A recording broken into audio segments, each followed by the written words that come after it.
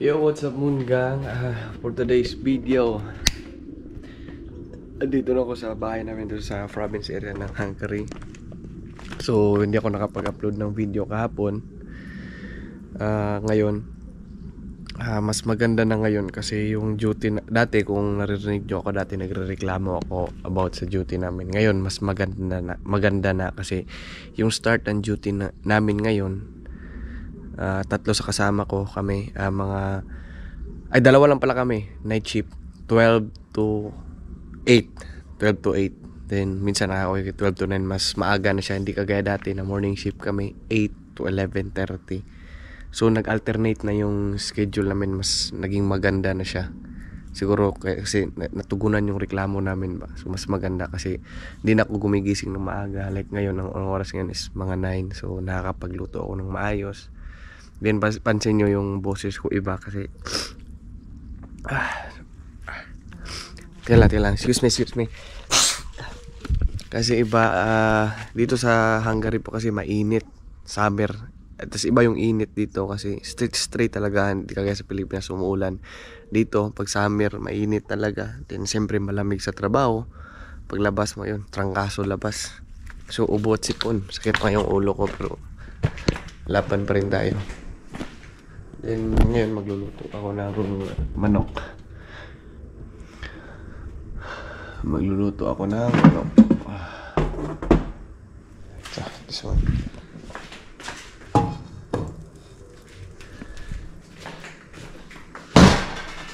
Yun. Ito magpipito lang ako ng manok, guys. Then yung kasama ko namang night shift, kuhaan lang kami, dalawa lang kami, and the rest.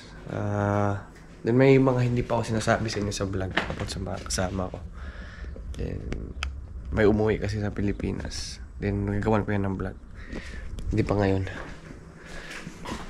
So back to reality tayo, luto. Initin mo lang natin.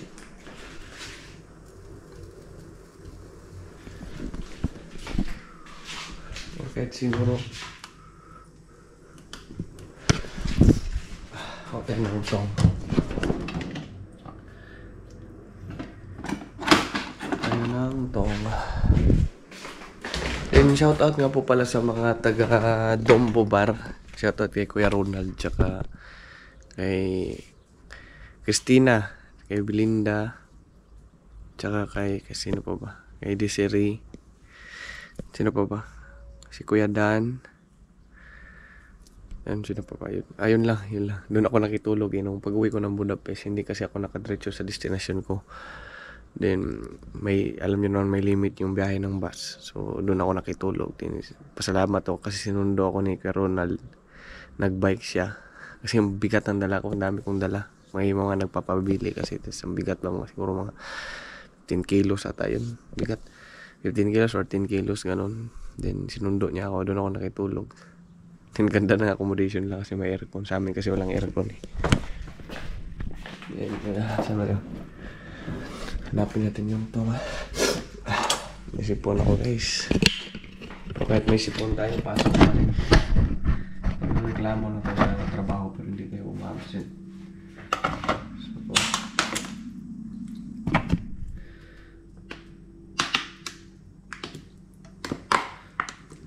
Yan, ito matita.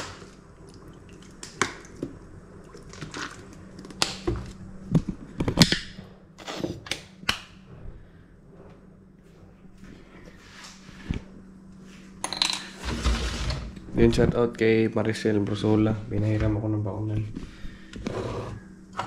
Then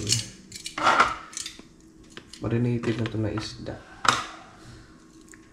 Ito na yung marinate na si prito kasi ako dito. Gulay wala muna kasi walang gulay dito. May gulay naman ako dito sa ref.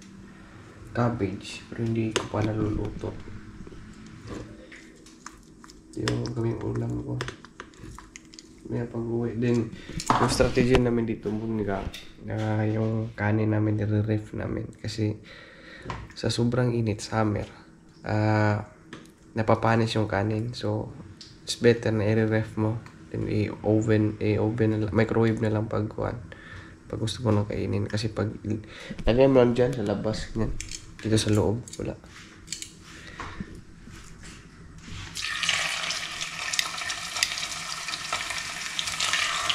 So, kailangan natin konti ng sigyan ng kuwan.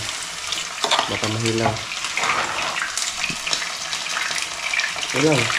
Yung laging ulam ko, manok. Kasi, manok sa chicken factory na ako nagtatrabaho.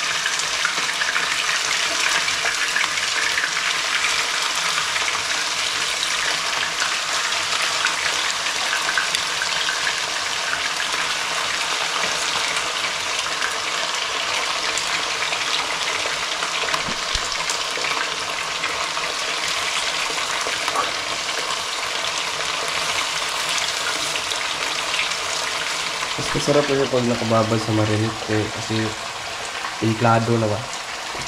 Masarap siya.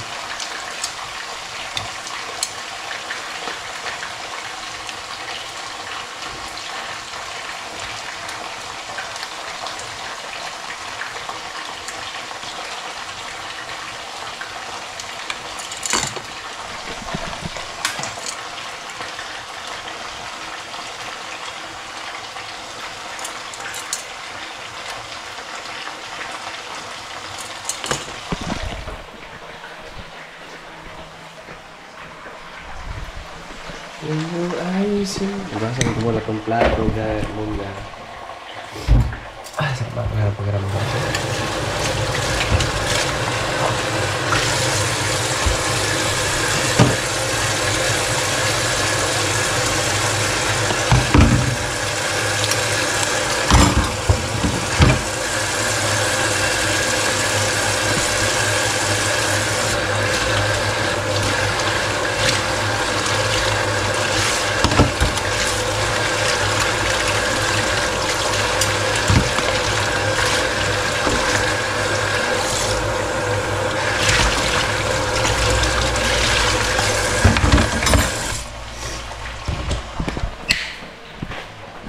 Din, ayun, kinagandahan guys, yung mungga.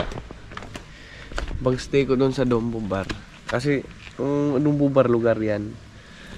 Kasi sa amin dito, ang lugar ng accommodation namin, Alsumoksolad, Magoch, taka Dombo Bar.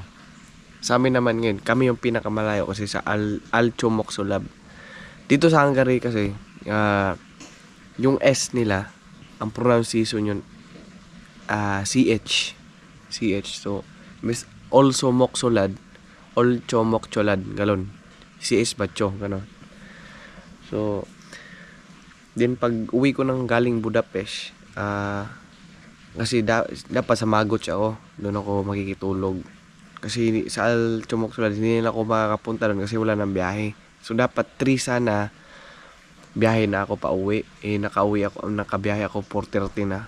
Kasi sinasabi sa akin ng mga katrabaho ko doon na sa tulugan ko dapat maaga kasi mga 6 lang, hanggang 6 lang yung biyahe sa bus pa kanila doon sa Magoch. 4:30 na.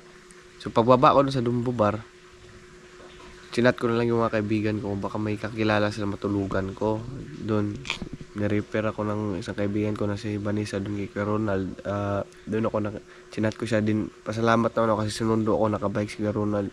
Hindi ko talaga alam kasi kung makikita nyo sa vlog ko, di ba, yung station, di ba, napakalawak, tapos tahimik, ganun ba. So, masalamat rin ako na sinundo ako. Then, ngayon, Martes ngayon, pasensya na kayo, may sipol kasi ako. Martes ngayon, ano ba, day ngayon? So, nag 1 month kami sa trabaho noong July 10. So, na kami, 1 month and 16 days. Ay, di, 1 month and 6 days. Day ko day, ilang months na ba? Day, magto 2 months na, ay, hindi.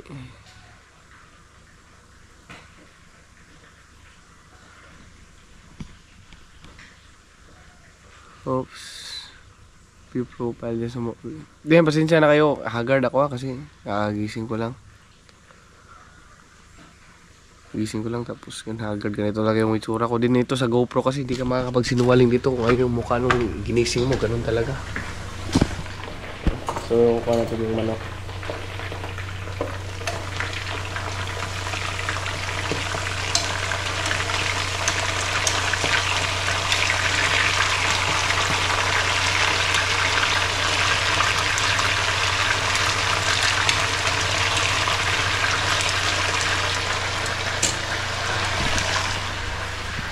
So yun lang naman guys, yung magtatanong kayo sa akin, kumusta naman yung biyahe ko papuntang Budapest. Nag-enjoy talaga ako doon kasi nakita ko yung kaibigan ko na sila Emmanuel, si Liomel. Naka-vlog naman yun, di ba?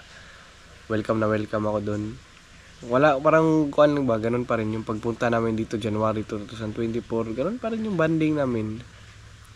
Magkalayo mo kami ng lugar, dumayo ako doon, nakatuwa sila, dinalahan ko sila ng 2 kilong chicken wings saka chicken skin 2 kilo. Sabi ko naman sa kanila na pagbalik ko dyan, magdala ulit ako ng ibang manok, ibang parts naman ng manok na dadalhin ko. Sabi ko sa kanila. Tuwang-tuwa ako kasi yun naman yung purpose ko talaga doon eh. Punta ko doon.